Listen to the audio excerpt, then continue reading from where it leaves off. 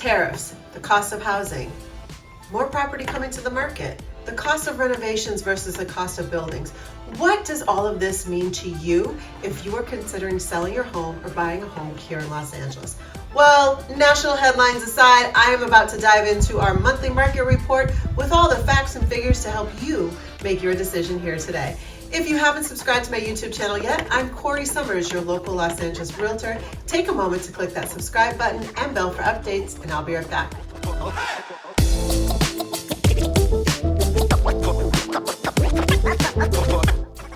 Hi everyone, I'm Corrie Sommers, your local Los Angeles realtor. Here in Los Angeles, we move a little differently than the rest of the country for the most part. But we are in our spring market. So what's really going on today?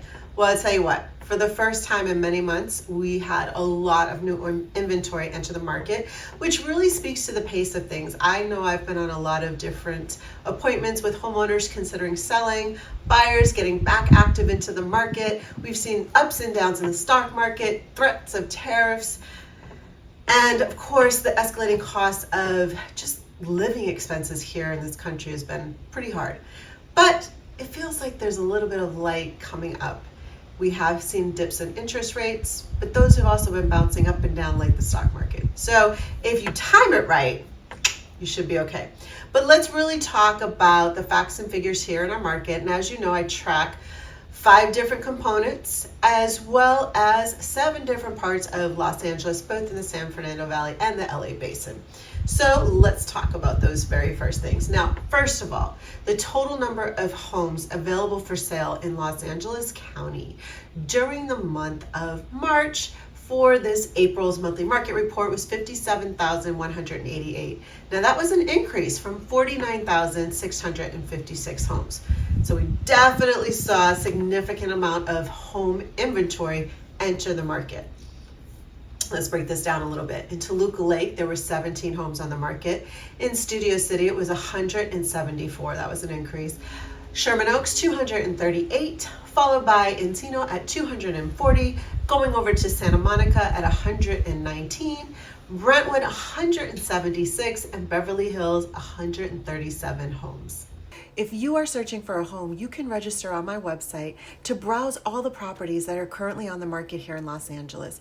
My website is very interactive. You can create your own fun experience. You can communicate with me through the website. You can send me a text and I will get it immediately. We can have dialogue about a property that you think is fun and exciting. We can schedule appointments and it's all free. The best part of it is it only comes to me. I never share or sell your information. You are completely protected.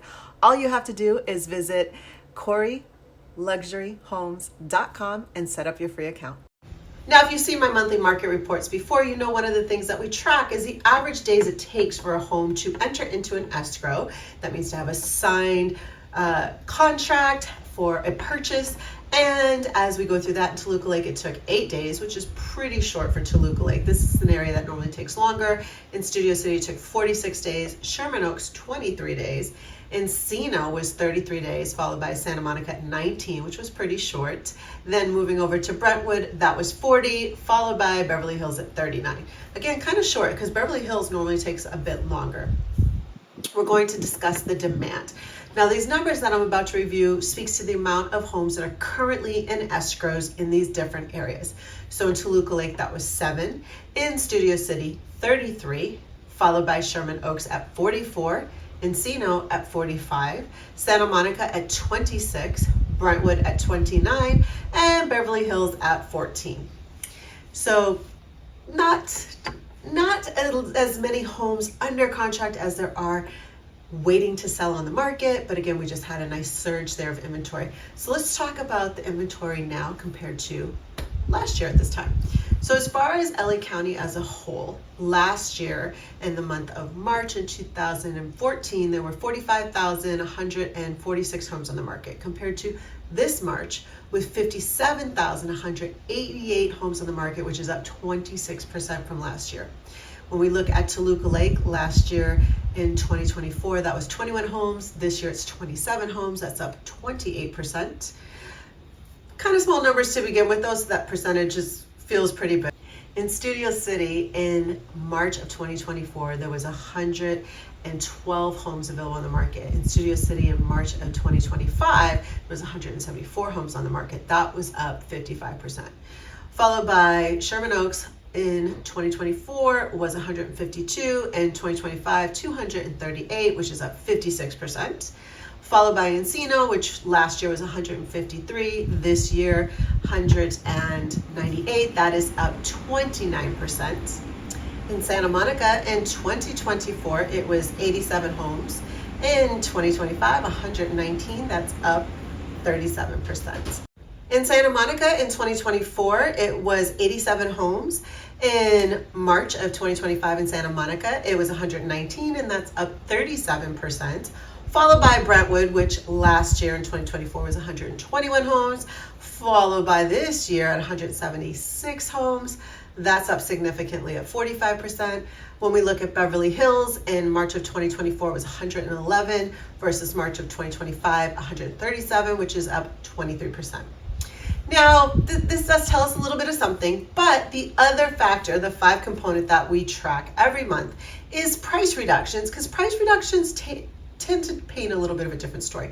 Now, consistent with the last couple months, I do see homes in certain pockets, in certain price points, taking longer to sell, and certain homes in different pockets and different price points moving quickly with multiple offers, and new construction still taking some price reduction hits, which I'm certain some of these price reductions I'm about to go over are some new construction. So in Toluca Lake, there was 5 price reductions, which was 18% of the market. In Studio City, there was 29 price reductions, 16% of Studio City's inventory. In Sherman Oaks, it was 36 price reductions, which is 15% of the inventory. And in Encino, it was 23 price reductions, 9% of inventory. And I do want to mention, Studio City, Sherman Oaks, and Encino have a lot of new construction when it comes to the San Fernando Valley.